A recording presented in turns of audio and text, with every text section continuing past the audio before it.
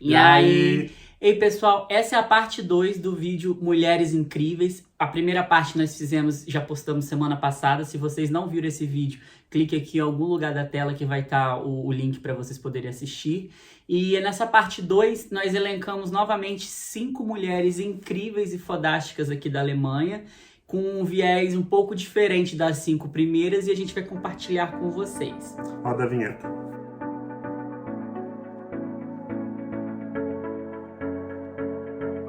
Bom, a primeira mulher incrível dessa relação de 5 que iremos compartilhar com vocês é a Katharina Kate Paulus.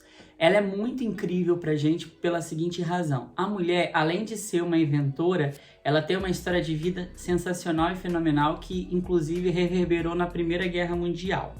Katharina, ela foi a inventora do paraquedas dobrável. Já existia paraquedas antes dela, só que o que acontecia? Os paraquedas eles eram muito grandes e eles não conseguiam ser dobrados para colocar nas costas. Então isso dificultava muito, principalmente da parte bélica, porque hoje a gente tem uma noção de paraquedismo mais para lazer e diversão, mas naquele momento ela nasceu em 1868. E ao longo da vida dela é um período marcado de guerras, né? Inclusive, ela com essa descoberta dela, ela auxiliou muito a Alemanha durante a Primeira Guerra Mundial, porque era uma tecnologia moderna. Isso facilitava com que, imagina, você com o paraquedas dobrado, você pulava, você já chegava no solo inimigo, matando todo mundo.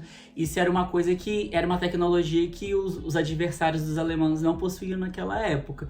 Então, esse foi um grande feito dela. E o outro grande feito dela dentro do paraquedismo é que ela inventou um mecanismo chamado drag chute. O que é isso? É aquele segundo paraquedinha que tem. Quando a gente pula, quando a gente não, né? Quando as pessoas pulam de paraquedas, eles acionam a alavanquinha, aí sai um paraquedinha pequenininho. Isso é o drag chute, que ele vai acionar o paraquedas grandes. Isso é como se fosse uma espécie de trava de não é trava de segurança, mas é um mecanismo de segurança para o paraquedista a mais. O outro dobrável poderia dar algum tipo de erro, poderia dificultar, tanto que o marido dela morreu numa situação assim. Eu vou chegar lá. Como eu falei para vocês, a Kate ela produziu mais de 7.000 paraquedas para a Primeira Guerra Mundial para o exército alemão. Ela foi muito importante nisso. Ela foi a primeira mulher a ser pilota profissional aqui da Alemanha e a primeira acrobacista aérea. Como assim? Ela conheceu o marido dela era um famoso balonista. Então ela fazia voos de balão, tanto que ao longo da vida dela ela fez mais de 510 voos de balão e pulou mais de 180 vezes de paraquedas. E ela conheceu esse marido dela, ela era costureira, a princípio costurava com a mãe, conheceu o cara, começou a trabalhar com o cara, gostou do cara, casou com ele. Aí ela costurava, remendava os furos do balão, em situações assim. Só que ela foi observando a prática dele e ela falou assim, vou pular de paraquedas também, porque o cara pulava de paraquedas. Aí ela pulou de paraquedas com o cara e numa desses pulos deles, o cara morreu. Ele pulou, acionou o paraquedas não funcionou, ele foi lá, estabacou. E eles eram acrobatas, como eu falei também. Eles ficavam com aquele negocinho de andar de rodinha de um palão para outro lugar, fazia show. Vocês têm que lembrar que a gente está no século XIX, transição para o século XX. A mulher usava aqueles vestidões, aquele monte de anágua. Imagina só o escândalo, uma mulher dessa fazendo esse tipo de salto. E aí, depois que o cara morreu, ela entrou em depressão, só que eles recebiam muitas cartas dos fãs para eles voltarem, até porque o cara era uma celebridade internacional e ela resolveu voltar. Nisso que ela resolveu voltar, nesse meio tempo dela, o filho dela morreu e ela continuou pulando de paraquedas. O último salto dela, ela tinha, se eu não me engano, 61 anos e ela morreu com 65, se eu não tenho certeza. Ela morreu em 1935. Então a gente acha que ela é uma mulher fodástica, incrível. Primeiro porque todas essas mulheres são à frente do tempo delas, envolvida em algum tipo de pesquisa, em algum tipo de coisa que é muito vanguardista. E é incrível essa capacidade dela de como ela influenciou no sistema bélico da Alemanha e do mundo, como ela teve essa capacidade de ser pioneira na aviação, por isso que a gente colocou ela aqui nessa relação. A próxima mulher que eu vou falar é a Gabriele Munter. Ela nasceu em 1877 e ela foi uma artista expressionista da época. De família rica, ela sempre teve o apoio dos pais para poder estudar artes e ela tinha professores particulares que davam aulas a ela, mas com 20 anos ela conseguiu entrar numa escola de arte para mulheres em Düsseldorf. Após concluir seus estudos, ela tentou se matricular na Academia de Belas Artes de Munique, só que não aceitava a matrícula de mulheres naquela época. Então ela foi estudando em outros institutos menos renomados, até que ela foi parar no Instituto Phalanx, que foi o instituto onde ela conheceu Kandinsky. Enquanto ela estudava nesse instituto, ela se envolveu com Kandinsky amorosamente e durante um tempo ela ficou sendo amante dele, porque ele era casado, mas depois ele largou da mulher e casou com ela. Do período que eles foram casados, eles viajaram muito para Itália, França, e isso afetou muito na forma dela se expressar artisticamente. Durante a Primeira Guerra, ele teve que sair da Alemanha porque ele não podia ficar aqui, ele era russo, e então eles se separaram. Ele acabou casando novamente fora do país com outra mulher, e isso deixou a Gabrielle muito depressiva na época. Ela até parou um tempo de pintar e se expressar artisticamente, e ela só voltou em 1930, mais ou menos.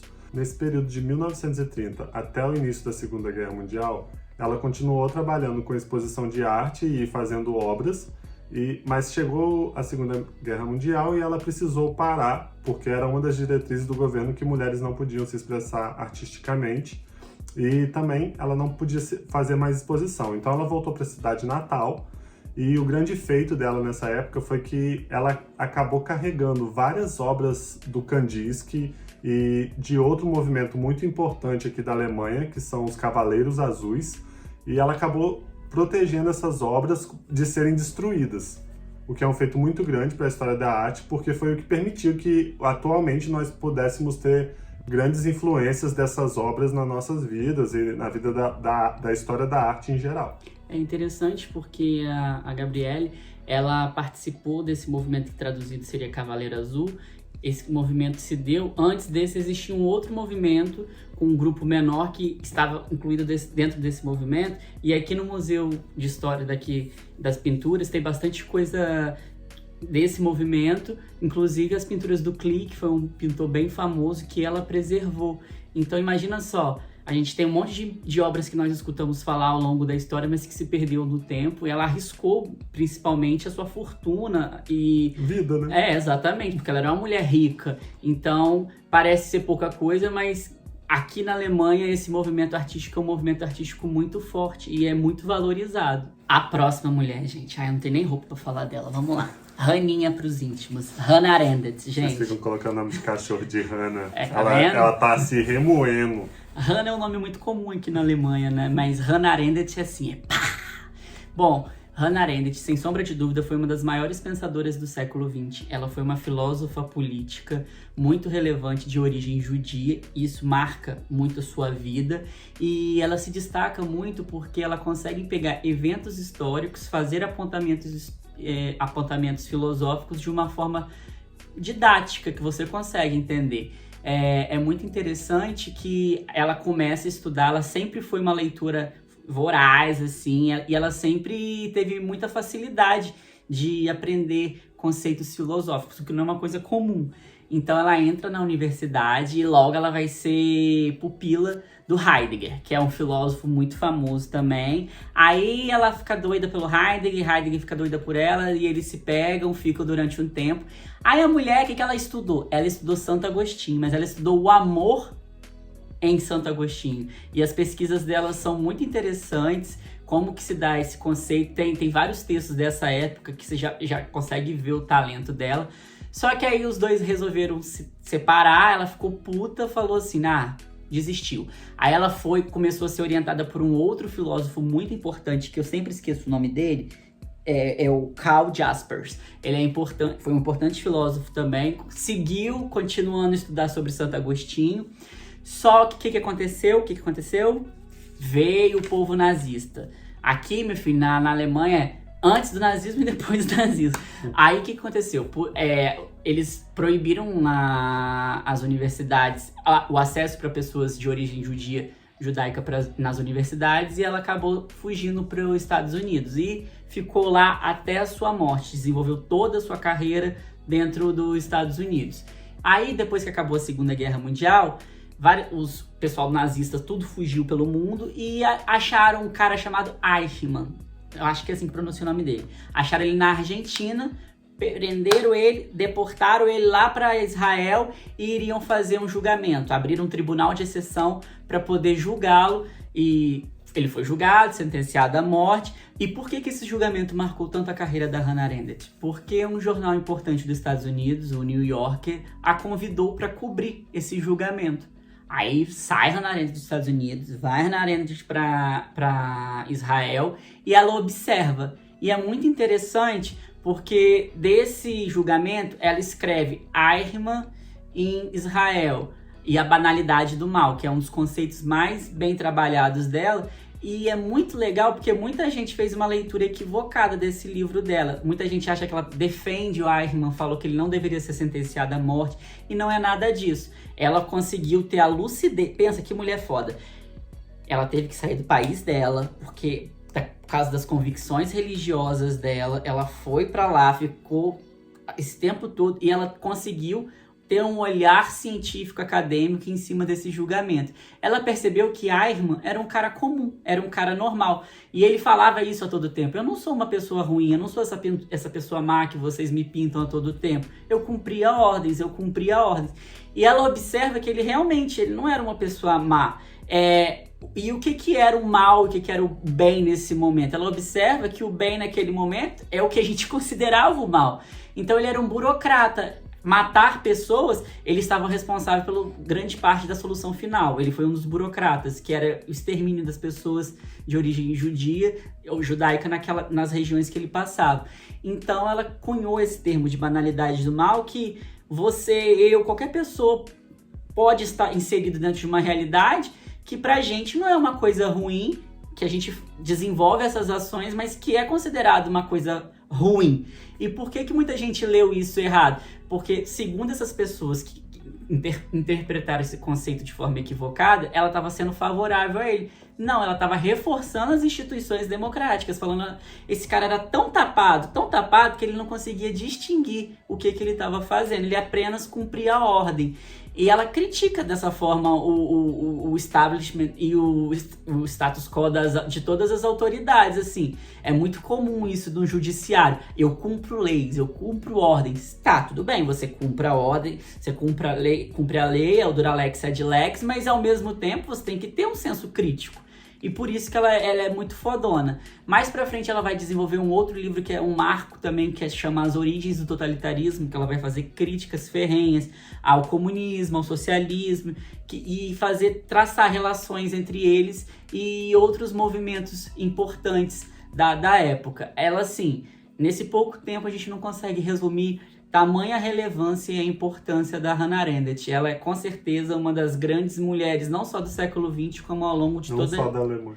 Não só da Alemanha. Ela é uma das grandes pensadoras da humanidade. E se fosse vocês, eu daria uma lidinha nas obras dela, que é bem legal. E a próxima mulher fodona que eu vou falar é Özlem Türeci.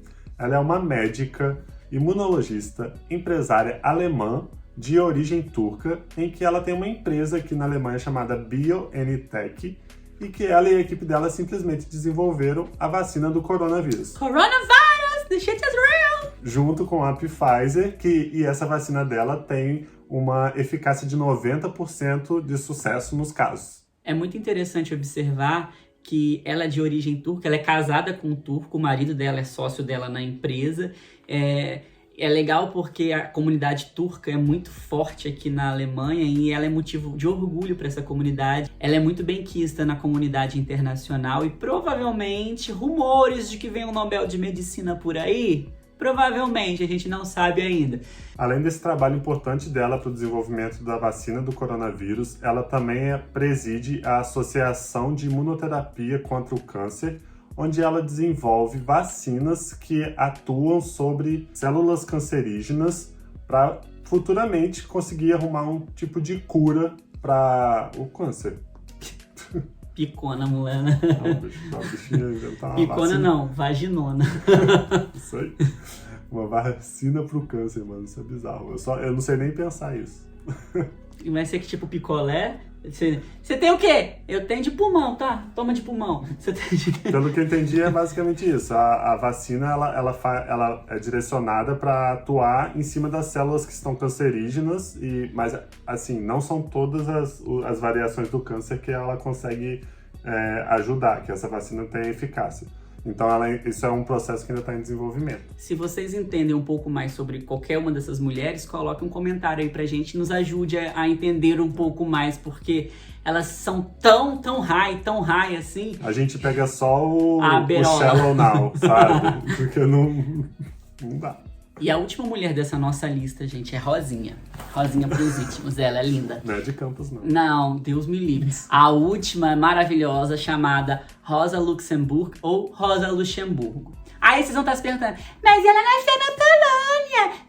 Sim, ela nasceu na Polônia, isso a gente sabe. Mas ela fez a carreira todinha dela aqui na Alemanha e ela tem laços históricos muito marcados aqui na Alemanha, como a gente vai ver. Rosa Luxemburgo nasceu na Polônia, na época estava sob o jugo da Rússia. Ela nasce em 1871. Por que esse ano é importante? Porque nesse ano está surgindo a Comuna de Paris. O bicho está pegando no mundo, tá pauleira. E, curiosamente, ela é de família judia também. Os judeus sempre sofrendo ao longo da história. Aí a menina, ela já era o cabrunco desde pequena, porque ela... Com 15 anos, ela já se envolveu com o movimento dos estudantes, já o movimento secundarista, com 15 e 16 anos. E fez 18 anos, se envolve com o Partido Social Democrata Polonês. E nesse primeiro momento, eles já querem prender. Ela fala assim, não, muito jovem para isso, mulher. Aí o que ela faz? Ela pega as coisas dela e vai para a Suíça, vai para Zurique. Aí ela estuda economia e direito em Zurique. Aí, o que ela observou? Ela falou assim, bom, eu já tô ferrada lá na Polônia, não vou conseguir fazer muita coisa. A Suíça aqui, literalmente a Suíça, né? Não fede e não cheira, ela é tipo, tá amorfa, tá ao léu assim. Eu preciso de uma cidadania pra algum lugar. Aí ela vai e casa com Gustav Lübeck, um cara que eles se casaram simplesmente pra ela poder pegar a cidadania, tanto que logo em seguida ela separa dele, foi um casamento arranjado por ambas as partes pra poder ajudá-la. Aí ela... Antes disso, ela termina o doutorado dela, porque ela não é fraca não, ela termina o doutorado dela Naquela época. Exatamente, ela termina o doutorado dela em filosofia, em economia, e vai e parte pra Alemanha, vem pra cá pra Alemanha. E a Rosa Luxemburgo, depois eu vou falar o porquê que eu acho ela tão incrível, vou terminar o histórico dela. Chega na Alemanha, ela já chega tombando, falou assim, não... Vamos agitar isso aqui, que isso aqui tá muito parado. Ela se filia ao Partido Social Democrata aqui da Alemanha, só que ela acha muito estranho, porque assim, desde sempre eles são muito brandos, pô, vocês têm ideias marxistas, mas vocês estão querendo fazer um revisionismo. Ela sempre foi totalmente contra o revisionismo. Tá escrito isso, vamos seguir isso, proletariados do mundo univos, o poder tem que ser do proletariado. Aí ela começa, é presa em 1906, 1908 e ela é presa em 1914. Aí ela fica presa durante um ano, durante o início da Primeira Guerra Mundial. Nisso... A terceira vez ela pediu música. É importante falar que ela é muito diferenciada, gente, ela é muito foda, porque ela vai totalmente contra a Alemanha entrar na guerra. Ela vai falar, não, olha só...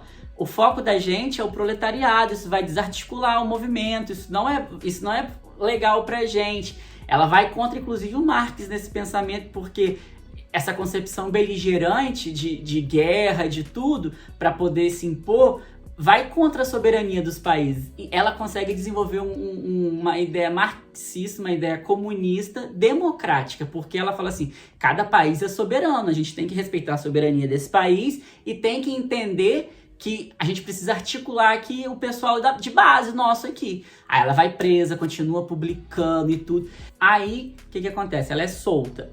Só que depois ela é presa de novo em 1917 e fica até 18, até acabar a guerra.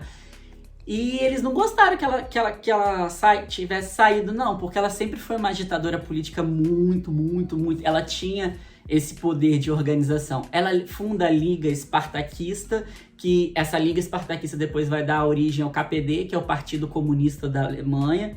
E cada vez mais ela se envolve na vida, no debate público, e isso é uma das grandes diferenças dela, porque ela é uma intelectual, ela tem livros publicados que faz uma análise sobre o comunismo, o socialismo, e faz críticas a esses sistemas, mas ao mesmo tempo ela é uma intelectual de praxis. O que ela faz? Ela escreve, publica e tudo, mas ela tá ali na linha de frente com o povo, e isso é genial. Tanto que ela critica veemente, ela é uma das fundadoras do feminismo marxista, que ela fala assim, que existe dentro do proletariado uma diferença de gênero e tudo, e ela começa a notar isso, tanto que ela é uma das bases do movimento feminista do início, principalmente das comunistas, né?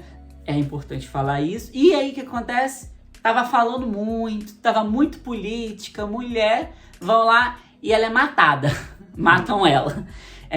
Curiosamente, foi um sistema de milícias que a matou, assim, porque ela falava muito. E curiosamente, Até naquela época existia isso? Sim! Esse sistema de milícias depois virou o quê? A SS do Hitler, assim, misteriosamente, assim.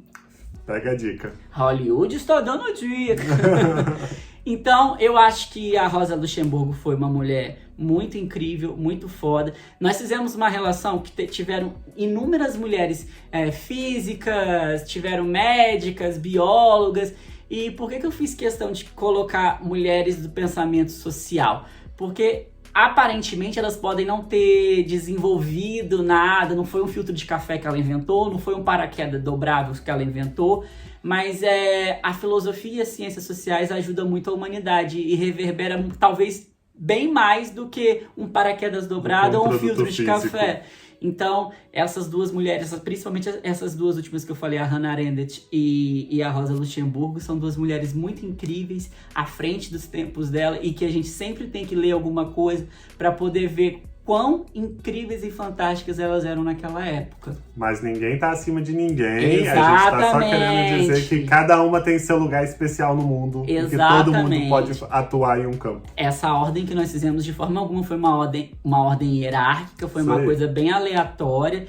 Então é isso, pessoal. Essa foi a nossa lista de mulheres incríveis, parte 2. Se você não viu a parte 1... Zwei é 2 em alemão. Se você não viu a parte 1, tá aqui o link. É só clicar e assistir. São mulheres maravilhosas, incríveis, que fizeram coisas incríveis. Eu espero que vocês tenham gostado. Curta, compartilha. Deixa seu comentário aqui com a gente. Tchau!